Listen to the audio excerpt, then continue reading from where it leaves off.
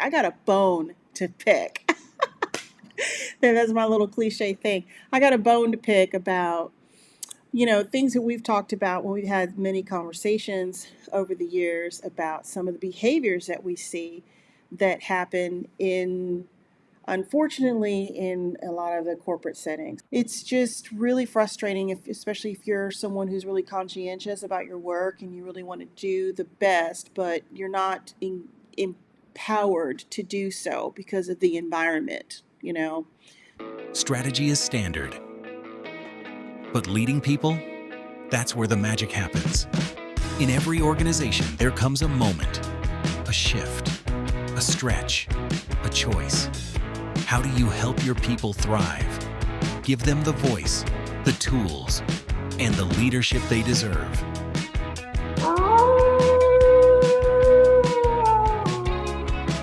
I'm Rhonda. And I'm Kevin. Welcome to the Wolfpack Rise and Howl podcast, where we talk about what it takes to lead, coach, and transform from the inside out. Hello, everyone, and welcome to the very first episode of the Wolfpack Rise and Howl podcast. I'm Rhonda Harris, founder and CEO of White Wolf Consulting, and I'm here with my colleague, Kevin Cruz. In this podcast, we explore the intersection between change management, leadership, coaching, everything organizational development, and everything from beginning to end and everything in between. This is our first episode, and we are just going to be introducing ourselves a little bit to you and sharing a little bit about ourselves. And we're going to just talk about generally our experience and, why we put this podcast together. So without further ado, Kevin, welcome to the podcast. Why don't you tell us a little bit about yourself? Let's see. I've been in the HR arena professionally for 40 plus years, believe it or not. As an HR generalist, practitioner, or whatever, I've primarily been professionally an HR consultant, coach, manager, trainer, a couple of other titles, if you will, associated with that generalist role. I say generalist because I basically performed, if you will, all of the various different sundry HR responsibilities, if you will, in the majority of my roles over the course of those 40 plus years. In recent years, I've focused more on employee relations, some general administration. But along my journey, I've done a lot of training. And so that's how you and I have come together in recent years. I've worked for a number of about 3 Fortune 500 companies, a professional services firm, Ernst & Young, a couple of other companies. I started out my career as a junior HR practitioner or whatever, and worked my way through various roles up to vice president of HR. And then I also had my own consulting practice for approximately 7 plus years or so. Well, thank you so much for, telling us a little bit about yourself. So, I just want this to be a kind of a casual conversation. When you talked about us working together in recent years, I mean, to my recollection, it's been a little bit more than just a few years. I remember when we first started working together, goes almost, I think it goes it goes back, I know, right around 20 years, Kevin. Do you remember when I started the first consulting pathway training design? Remember when I had the little office on Peachtree in Atlanta? And God, that was 20 years ago. Yeah. Well, you know what, Rhonda? I was actually trying not to date both of us, but you are that's correct. Okay. I mean, we go back that far. Look, man, I don't care about, you know what? I have less, what's to give about that. I think there's a lot to be said about experience these days. So, we're not fly by night, even though this is like a first podcast, and we're just starting out, working together again in a more, official capacity. The history's there. and I think that's important. And Hmm. I mean, I'm scratching my head. White Wolf is getting ready to turn 10 years old in January. That's right. Wow, that's awesome. Time flies when you're having fun, Rhonda. Yeah, really. Yeah. So speaking of fun, let's dig right into what we're Let's going to do it. talk to get. Let's do it. I just want to say, and this is, I don't know if this is kind of like a little, this is going to sound a little cliche, but I'm just going to go for it. Um, I like the whole wolf theme. And I just want to side note, people often ask, why did I choose the name White Wolf Consulting? Well, first of all, just on a personal note, I really love wolves. It's kind of an homage to my Native American history, heritage. But more specifically, when I first started White Wolf, I was exclusively doing instructional systems design and learning and development. And then, of course, that's evolved over the years into more change management and coaching and whatnot, because those things are just very complementary. But um, it's the learning behaviors of wolves that I find so symbolic. So on that note, since we're wolves, this is the wolf pack. I got a bone to pick. That's my little cliche thing. I got a bone to pick about things that we've talked about when we've had many conversations over the years about some of the behaviors that we see that happen unfortunately in a lot of the corporate settings, and I'm sure it happens in academia as well. You could speak to that better than I can, but um, I think that companies do a fantastic job of putting forth the effort to set up strategies for performance and their operations, and they certainly put a lot of effort into sales, and they really dig into the frameworks, the overarching frameworks about, hey, we're going to start this business, we're going to run this business, this is how we run this company. Um, but what I've been finding is that sometimes there's well, sometimes more than sometimes there's an opportunity to improve on how their people inside of an organization are set up for success. And then with you with an HR background, spill the beans here. Um, so is it just me, or what has been your experience, in your HR background? I just really feel for not only the companies because they could do so much better, but also for the employees, because I am just really passionate about creating better work environments. I mean, I'm going to admit I was like, I feel like I was an abused child working in corporate America for the most of my career before I started my own business, and it's just really frustrating, especially if you're someone who's really conscientious about your work and you really want to do the best, but you're not empowered to do so because of the environment. Hmm.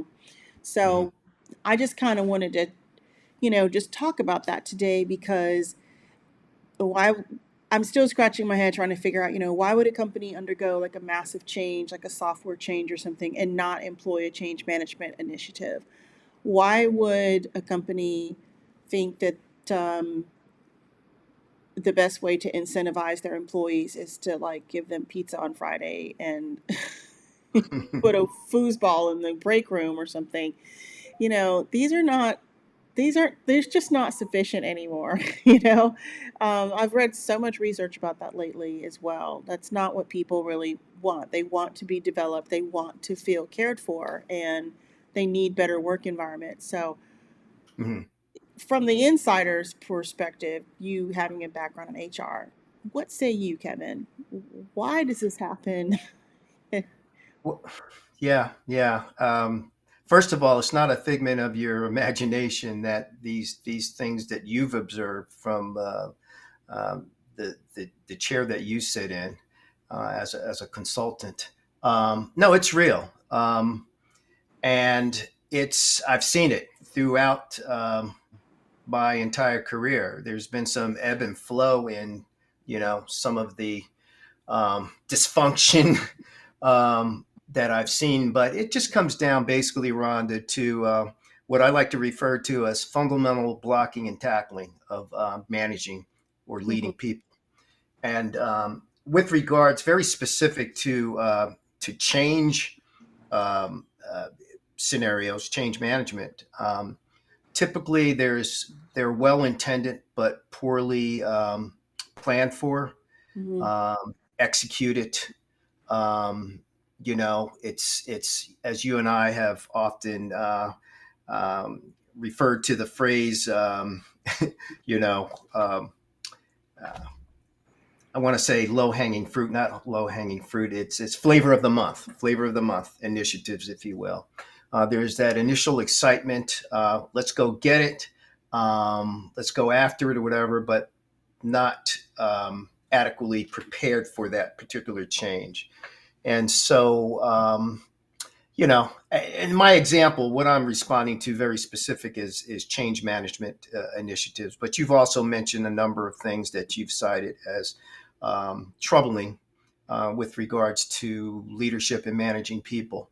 Um, there's, I have so many examples, if you will, and a lot of them have ended up being employee relations type issues where, um, you know, I have to sit down and coach leaders, coach the employees, um, adhere to policy and procedure in terms of how to get along in the office.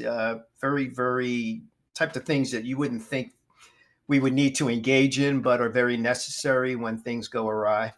Um, Gosh, let's narrow it down to some very specific behaviors that you might be thinking about, and possibly I could, give you some very specific examples of of that particular behavior or that situation, if you will, that is troubling in the workplace.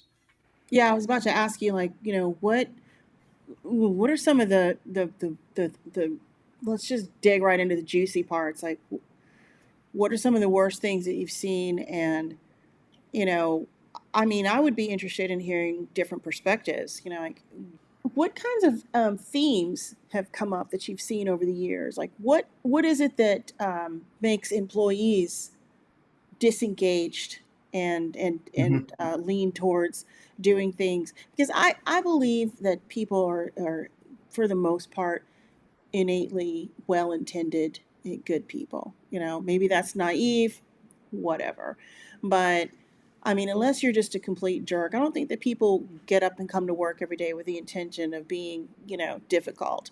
Um, but I'm just trying to identify what are the crossroads that happen. Where when do you see the conflict between how the employee is feeling about things and then what the company's feeling about things, or what their expectations are? Like, what are those crossroads? At the root of it, though, Rhonda, of all of the dysfunction that typically is experienced in the workplace um, between employees and management, it's a lack of communication. Yeah, I would And absolutely agree with it's that. the expectations aren't set. Perhaps the employee is not fully understanding what they're being held accountable for, what they're responsible for. The leader has a certain expectation, the employee has a certain understanding, and sometimes they don't align or whatever. And typically, it's that. It's also how the employee is perceived, how they're valued or not valued, if you will, Mm-hmm. um, and whether they have the tools, things that they need in order to perform their jobs to the expectations of their leader. Um, but a lot of it is born out of a lack of communication. That's why it's so important when employees do come on board when they're first hired Mm-hmm. that there's adequate onboarding and training up front, performance expectations set up, all of those kinds of things. And then once that's established, also making sure that, there's communication along the way. But boy, there's just a plethora of different things that come into play here that make it go, that derail, if you will, the Right, train right. I want to touch along the on way. I want to touch on something real specific that you said, because onboarding is really super important. And um, I have been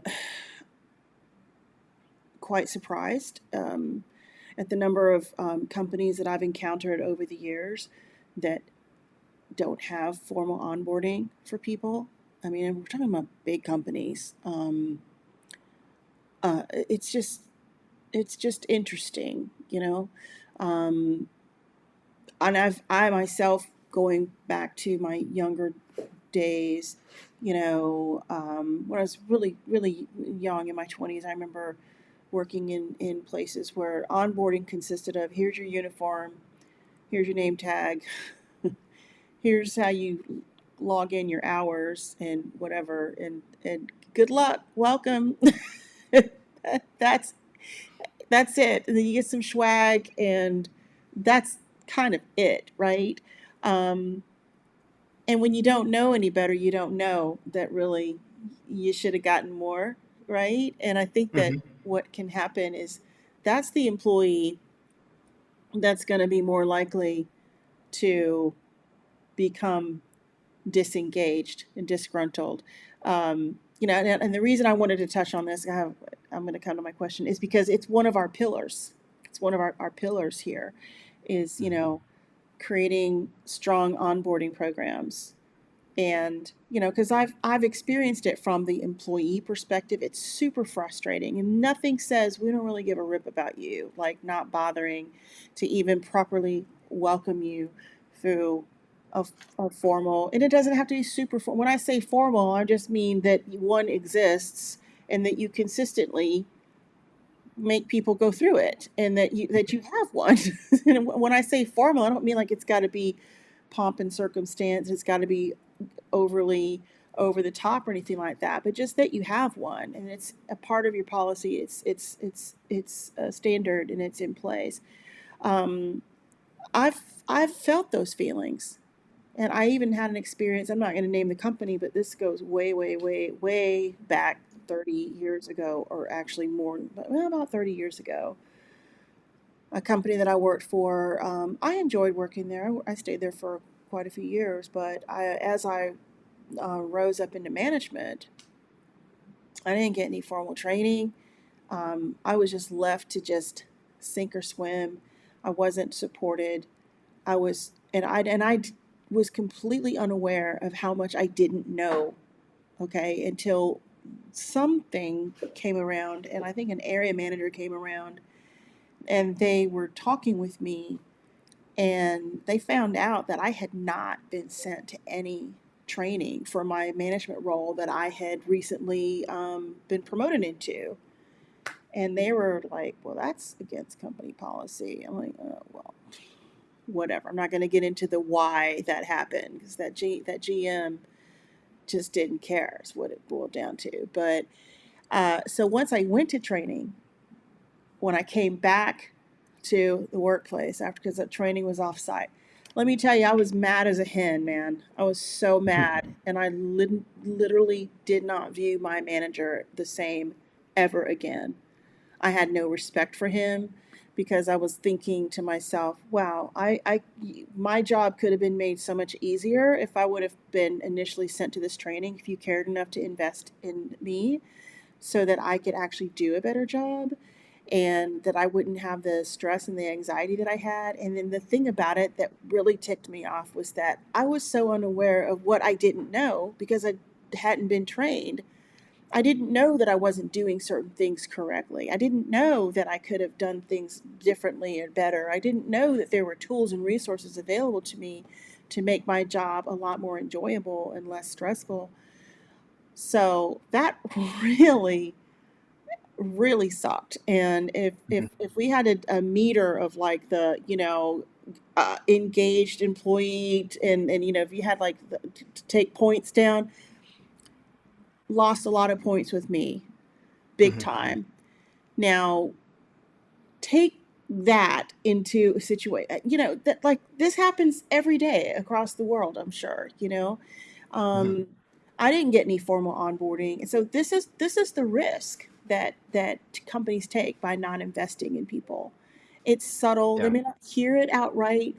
Just because someone doesn't show up to work and tell you to your face, hey, this is how I'm feeling about my job and about the company, when you don't invest in people, you never know when someone is like 5 minutes away from just leaving.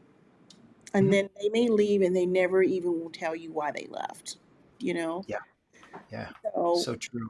what I know that I've created onboarding programs, um, but in your opinion, what makes a good, solid, strong, effective onboarding program? What should be included? We don't have to go down a whole big long litany, but like, what are some of the key highlights of a good onboarding program protocol? And when I say program, I'm talking about beyond just like the first couple of days. Usually there'll be like a big formal 1 or 2 day onboarding for new hires, but then it goes beyond that, right? So, Yeah, yeah, Rhonda, you're absolutely right. You know, before I explain what I think is a best practice onboarding, I want to comment on a statement or a reference that you made to onboarding in general. There are a number of organizations that have them. Where they go awry is where they're not executed, they're not followed, if you will.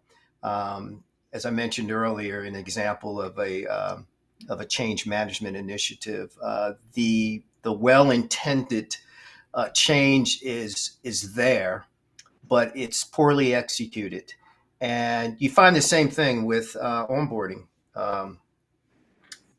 structures, if you will.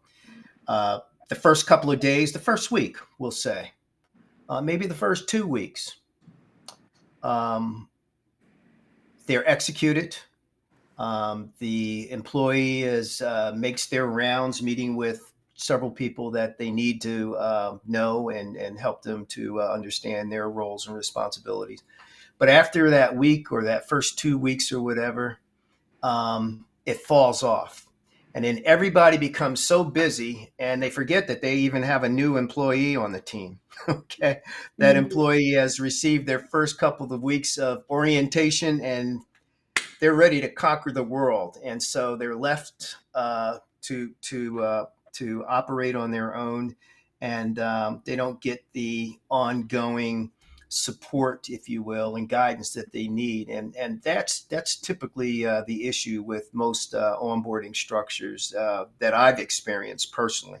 But I happen to also know that that's what sort of permeates, if you will, across most organizations as Now, far as onboarding new Kevin, employees.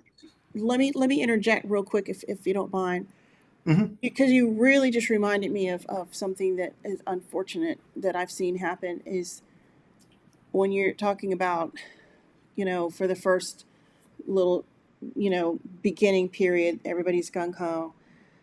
One of the things that I think is a real miss is not taking the time to really look at your workforce resources and prepare the existing employees for the fact that you've got a new person coming on, and carve out time and allocate time so that that new person has a buddy, somebody who can actually take time away from their job. I know I said it.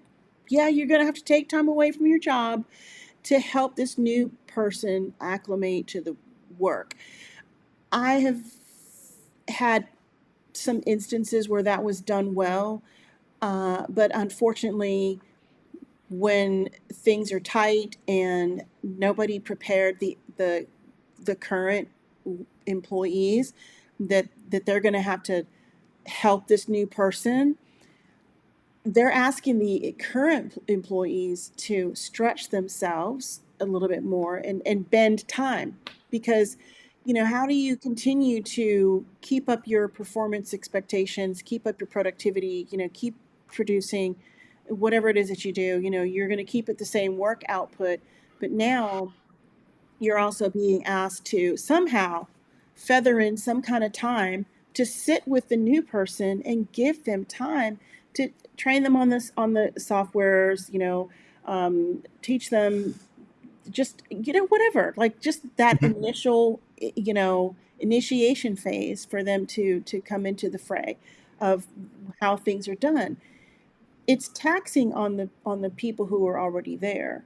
And sometimes, some people do better than others at making that happen for the new person. And I think that, especially in situations where things are really very tight, don't do that to your people. It's not a good experience for the new person to they're just sitting around waiting for someone to come help them. But the other people, it's not that they don't want to help the new person.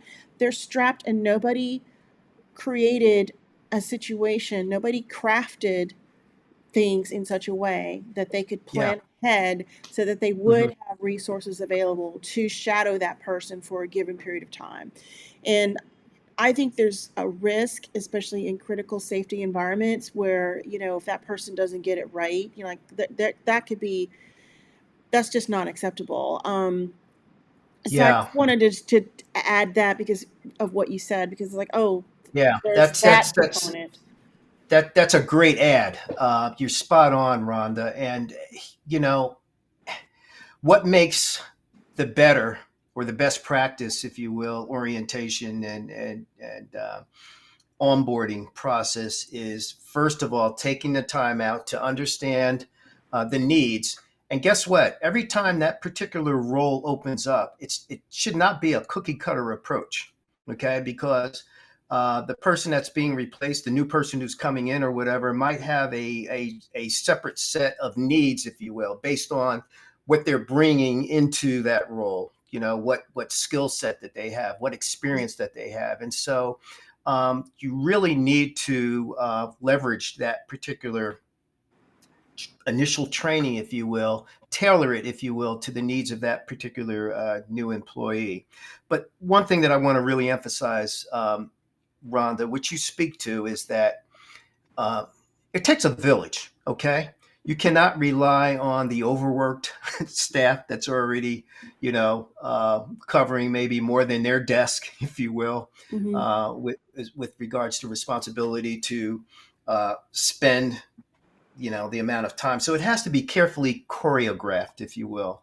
Right. It has to be planned out and structured in a way that it leverages, if you will, the resources of many or a few, and not just a very few people, if you will, so that the training that's provided to that new employee is sustained over a period of time. That again, it doesn't just happen for the first week or maybe 2 weeks or whatever, and then that person is left on their own to figure everything out. It's it should be a very elaborate process that's set up, and it should go not just weeks, months. The last organization I worked for did an excellent job in that space because we were intentional, and that's the other thing that I want to emphasize here. It's very, very important first that a onboarding outline for the new hire is structured in a way that engages a number of people that are on the team. Because as you mentioned, oftentimes what happens is that the staff who are already overworked, okay, um, the position that new position typically is a position, it's a backfill type scenario whereby employees on that team have had to pick up extra duties, if you will, to pick up the slack. Now this new person has come on board to fill that vacancy, and the person who's been stretched thin to cover the responsibilities of that particular role or whatever now are being asked to spend an inordinate amount of time, if you will, with this new employee to help them get up and running.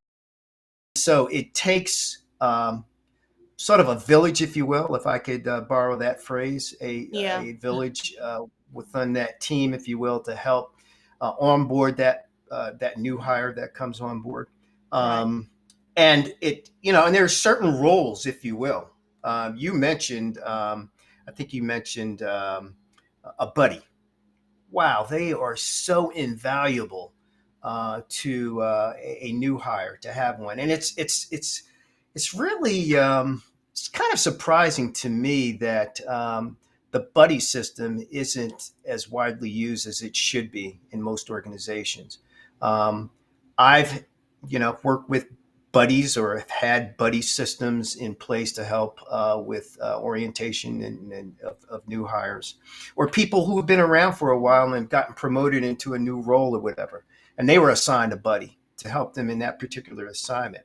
But they're far and few between, and so that's a critical role to again support the orientation of a new hire. Another one would be a mentor, somebody, and maybe not at the very beginning of that new hire's journey, but not too distant, if you will, once they've come on board or whatever, once they've gotten their sea legs, so to speak, perhaps maybe um, assigning or asking that a mentor work with them to help guide them, if you will. And then obviously team members, the leader. How about the leader, the the immediate supervisor? And that might sound very obvious and like, yeah, Kevin, I would think so, but you'd be very surprised what happens in a real live scenario of a new hire coming on board. There's this thing called busy, where everybody's so busy that uh, investing the amount of time that should be invested in a new hire beyond their first couple of weeks or so, it doesn't happen because everybody falls back into that norm of being too busy, and then it's a matter of priorities. What's more important than busy work versus carving out the time to aid and support a new hire? So, I mean, there are a number of variables that are involved that make a best practice, if you will, new hire orientation process. But again, um, as I mentioned earlier, there's some fundamental blocking and tackling that has to be in place to, you know, to make it successful. Yeah. You're absolutely right. I mean, it's like I think you're really overstating the obvious here. But in practice, I think that unfortunately, in the midst of just getting caught up with just being overwhelmed with a fast paced environment, especially if it's a company that's experiencing rapid growth, sometimes they just literally don't have extra time laying around. And I get that. But, I just am thinking, yeah, but Well, it also requires sacrifice, Rhonda. yeah, That's another I was, word that I was it's looking for it, you it, really, thank you for filling in the gaps because I was really looking for the word for that. Like, you have to sacrifice. If it means that you have to slow down production of something for a little bit, and I know that some people don't want to hear that because it's like everything's go go go. We got to make the donuts. We got to sell sell sell. We got to generate revenue. I get that, Mhm. but it's just temporary. And if you think about this as um, it's an investment, I think it would be advantageous if we could find a way to put this in quantifying terms. And if we Mhm. were able to measure, okay, what is the opportunity cost if you don't make that sacrifice and make time for this person to be fully onboarded? And I didn't know we were going to talk about onboarding so much today, but good Yeah. conversation to have. I mean, there's going to be plenty more conversations about 100 other things, but I mean, this is where it starts, right? At the life cycle of the employee. And I know I Yes. I mentioned because it is one of our pillars, but it's like make the you brought the person in for a reason. Mhm. Now give them the best possible tools, the best start you can give them, because the return on that investment is going to be exponential. Why play it safe and cut short now, trying to save a few pennies, on the front end? It will cost you dearly on the back end. Mhm. And because if that person is better engaged and more productive and they're better at their job and they can do better, go further, and be happy about it, Mhm. okay, that's invaluable. Yeah, so so it is. invest in that first onboarding time period. The payoff is going to be just so worth it. So Yeah, how do yeah. we You just mentioned quantify all of that? the right buzzwords. The Yeah. payoff. the opportunity down the road versus Right. what you've Yeah. squandered up front. So Right. absolutely. Well, listen, this has been such an enlightening conversation about that. I look forward to continuing this.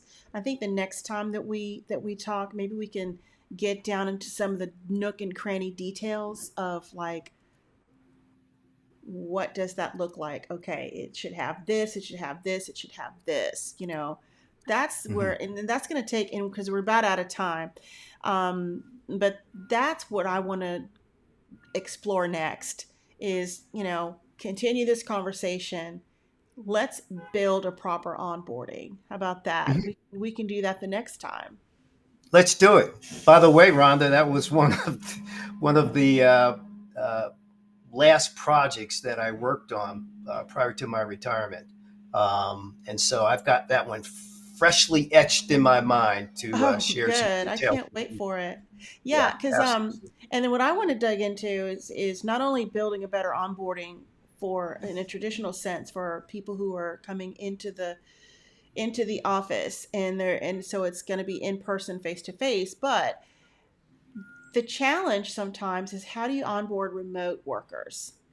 Oh, yes. And Yeah. I actually worked on an onboarding program for a company here in Amsterdam a few years ago, and that was exactly that. It was during COVID, and so nobody was coming into the office, but still they had roles to fill, so Yeah. people still had to be onboarded. So I look That was forward to that was a quick learn for a lot of organizations as a right. result, as you just alluded to, COVID. It can So be done absolutely. though. I mean, I'm Oh, we an can. advocate of remote work. Yeah. I will never buy into this, notion that remote workers are not as effective or they're not getting. I mean, you've heard all the thing. Oh, they're not working. They're doing laundry. It's like, oh well, maybe just maybe they're actually a lot more productive because they're more rested. They're not sitting at. I mean, if there's one thing I don't miss about Atlanta, it's Even traffic. with getting the laundry done. Right, right. Yeah, Right. so we could just go off about that at another time. Right. I don't Right. miss the Atlanta traffic. I miss my friends and family back in Atlanta, but I don't Yeah. miss sitting in traffic every morning. So, Yeah. Well, well, this has been. Mhm. I was going to say, enjoy the sea view. The view of the sea that you have over in the Netherlands, over in the Hague or whatever. Yeah, Okay, and I we'll hold down the traffic jams here in Atlanta. yeah, I do. I actually I quite enjoy it. Well, this has been great for our first little podcast. I hope the audience enjoys. If you want to find us online, go to www.whitewolfinc.com. That's ink with a C, INC, whitewolfinc.com.